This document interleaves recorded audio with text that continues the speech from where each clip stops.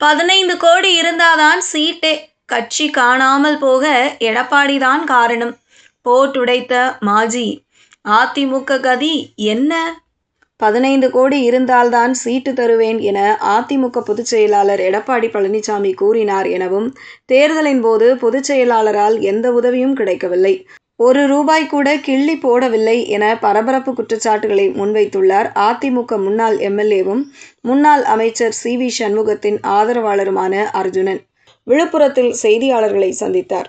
அப்போது பேசிய அவர், நடந்து முடிந்த சட்டமன்ற தேர்தலில் விழுப்புரம் மாவட்டத்தில் உள்ள திண்டிவனம், வானூர், விழுப்புரத்தில் அதிமுக தோல்வியடைந்ததற்கு சி.வி. சண்முகம்தான் காரணம் என பசுபதி கூறுகிறார். அவர் தேர்தல் நேரத்தில் எங்கிருந்தார்? தேர்தலில் திமுக வேட்பாளருடன் சேர்ந்து அதிமுக வேட்பாளருக்கு எதிராக வேலை செய்தார். 15 கோடி இருந்தால் தான் சீட்டு தருவேன் என பொதுச் செயலாளர் எடப்பாடி பழனிசாமி கூறினார். நாங்கள் எல்லாம் சாதாரண விவசாய குடும்பத்தைச் சேர்ந்தவர்கள். இலவு காத்த கிளி போல காத்திருந்ததுதான் மிச்சம். பொதுச் செயலாளரால் எந்த உதவியும் கிடைக்கவில்லை. ₹1 கூட கிள்ளி போடவில்லை.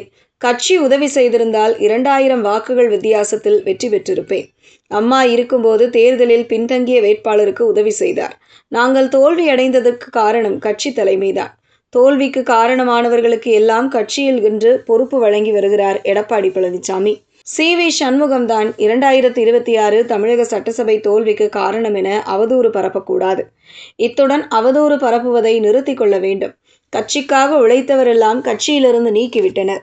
தோல்விக்கு காரணம் கட்சி தலைமை மற்றும் பதவிக்காக உடனிருப்பவர்கள்தான் என்றார். அதிமுகவில் சட்டமன்ற தேர்தலில் வெற்றி பெற்ற எம்எல்ஏக்கள் தங்களது பதவிகளை ராஜினாமா செய்து தமிழக வெற்றிக் கழகத்தில் இணைந்து வருகின்றனர். மேலும் தமிழக வெற்றிக் கழகத்திற்கு ஆதரவு தெரிவித்த நிலையில் அவர்கள் மீதும் எடப்பாடி பழனிசாமி நடவடிக்கை எடுத்து வருகிறார். இந்த நிலையில் மயிலம் தொகுதியில் அதிமுக சார்பாக சட்டமன்ற தேர்தலில் வெற்றி பெற்ற முன்னாள் அமைச்சர் சி.வி. சண்முகம் விழுப்புரம் மாவட்ட அதிமுக செயலாளராக இருந்தார். இவர் சட்டமன்றத்தில் தமிழக வெற்றிக் கழகத்திற்கு ஆதரவு தெரிவித்தார். இதனால் அதிமுக பொதுச் செயலாளர் எடப்பாடி பழனிசாமி மாவட்ட செயலாளர் பதவியை பறித்தார். இந்த நிலையில் இதுவரை தனி அணியாகவே செயல்பட்டு வருகிறார் சி.வி. சண்முகம். இதற்கிடையே சி.வி.எஸ். தமிழக வெற்றிக் கழகத்திற்கு செல்ல உள்ளதாக தகவல் பரவியது.